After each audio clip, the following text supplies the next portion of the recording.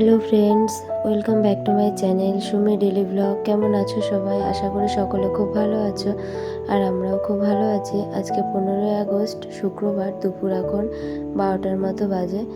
আমি এখন আমার বাপের বাড়িতেই রয়েছি, কারণ একটা শারীরিক অসুস্থতার কারণে আমাকে এতদিন থাকতে হচ্ছে। আজকে প্রায় 8 দিন হয়ে গেল আমি এখনও শ্বশুরবাড়িতে যাইনি, এখানেই রয়েছি। আর বাবার বাড়িতে আসলে দিনগুলো যে কিভাবে কেটে যায় বোঝাই যায় না। এই তো মনে হলো সেদিন এসছি, এর মধ্যে দেখতে দেখতে 8টা দিন কেটে গেল। সময়গুলো যে কেন এভাবে চলে যায়। আমি এতদিন যদিও বা থাকি না এখন, কারণ মেয়ের পড়া, স্কুল সব বন্ধ হয়ে যায়, ওই জন্য আর থাকা পড়ে না। কিন্তু এবারে বেশ অনেক দিনই কাটিয়ে গেলাম। তবে যাওয়ার যেদিন যাব সেদিন মনটা বড্ড খারাপ হবে। তো যাই হোক, এটাই হয়তো মেয়েদের জীবন।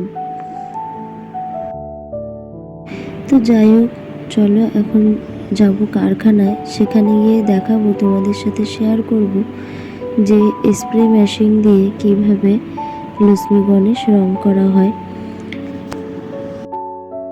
আর আমার বাবা মাও সেখানে আছে। তো চলো আর বেশি দেরি করব না, তোমাদের সাথে শেয়ার করি আজকে জিনিসটা। তোমাদের অবশ্যই খুব ভালো লাগবে দেখতে। তোমরা আগে কোথাও দেখেছি কিনা জানি না। তো চলো, এই যে যাচ্ছি নিচে। আমাদের তো উপরে থাকার জায়গা, আর নিচটা পুরোটা কারখানা করা হয়েছে। কারণ এই মাটির মালের ব্যবসা না, নিচে জায়গা না হলে কাজ করতে খুব অসুবিধা হয়, তাই উপরে থাকার জায়গা করেছে। আর নিচে এই যে পুরোটা কারখানা। আর এই দেখো, এই যে এই মালগুলো সব রং হয়। এই যে ছোট ছোট লক্ষ্মী গণেশ, এগুলো হচ্ছে দেয়ালের লক্ষ্মী গণেশ, যেগুলো হিন্দুস্তানিরা পুজো করে। আমাদের তো বাঙালিদের বাংলা লক্ষ্মী গণেশ, কিন্তু হিন্দুস্তানিদের এটা হিন্দুস্তানি লক্ষ্মী গণেশ বলে, যেটা আর কি। যে এগুলো প্রথমে ডিস্টেম্পার চুবিয়ে নিয়েছে, তারপরে বডি কালার দিয়েছে মেশিনের সাহায্যে। আর কিছু কিছু জিনিস হাতে রং করতে হয়, যেমন ফুলের রং, চাঁদির রং, এগুলো হাতে দিতে হয়।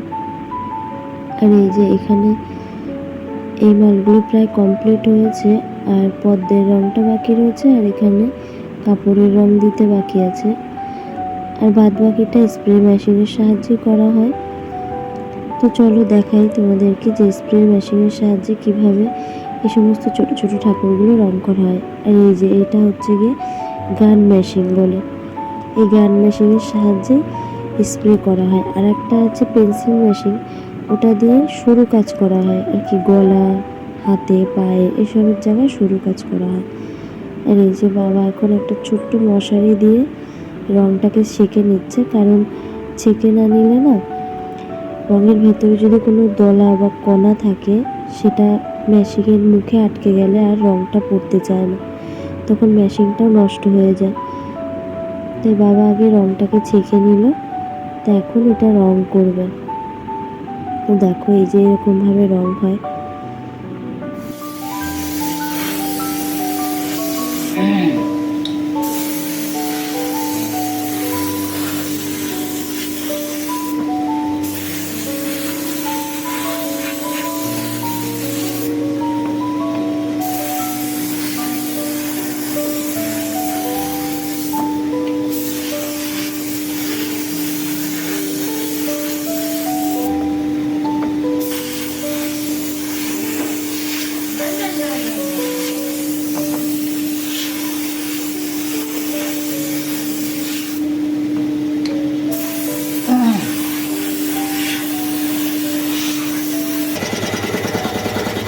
আর এই যে এটা হচ্ছে মোটর মেশিন, আর এই মেশিনটার সাহায্যে হাওয়া পাম্প হয়, পাম্প হয়ে ওই স্প্রে গানটার মাধ্যমে রংটা করা হয়। আর এই মোটরটা না চালালে তখন আর ওই স্প্রে গানটাতেও কোনো কাজ হয় না। তো যাই হোক, চলো এখন যাব উপরে। উপরে গিয়ে এখন খাওয়া দাওয়াটা করে নেব। এখানে মা আমাকে, বাবাকে আর আমার মেয়েকে খেতে দিয়ে দিয়েছে। মা আর বৌদি একটু পরে বসবে, কারণ দাদা এখনও আসেনি কারখানার থেকে। আমাদের তো রাস্তার ওই পারে, যশোর রোডের ওই পারটা আর কি, আমাদের একটা কারখানা আছে, তো সেখানেই দাদা কাজ করছে। আজকে আবার একটা আমাদের গাড়ি লোড হচ্ছে, ওই জন্য ও এখন আসতে পারছে না। সেই সকালে গেছে, সকালেও খেতে আসেনি, বাবা নিয়ে গেছিলো খাবারও।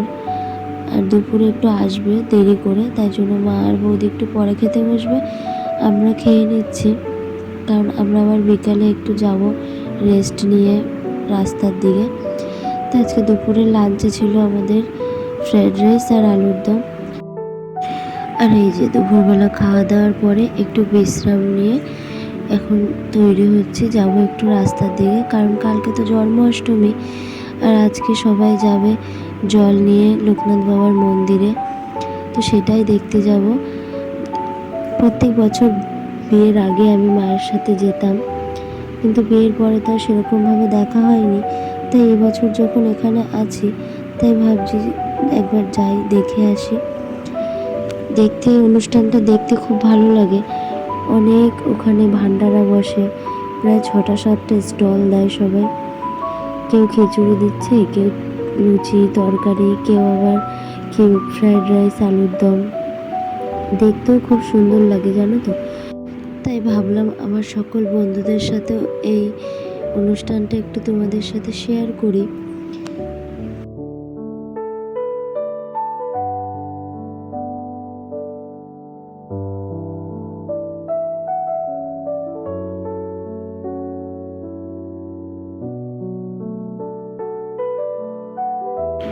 আর এই যে এদিকে আমার মেয়ে আর বৌদি রেডি হচ্ছে, আর এখানে আমার মাও রেডি হয়ে গেছে। আর এই যে চলে এসেছি, দেখো কত লোক যাচ্ছে রাস্তা দিয়ে, কেউ 407 করে, কেউ বাইক নিয়ে, কেউ বা সাইকেলে চালিয়ে, কেউ আবার পায়ে হেঁটে বাঁক নিয়ে যাচ্ছে লোকনাথ বাবার মন্দিরে। এখানে একটা স্টল দিয়েছে, এখানে দিয়েছে ঠান্ডা জল আর লুচি তরকারি। এত ভিড়, আমি ঠিকমতো ভিডিও করতে পারছিলাম না। রাস্তায় আজকে প্রচণ্ড লোকজন।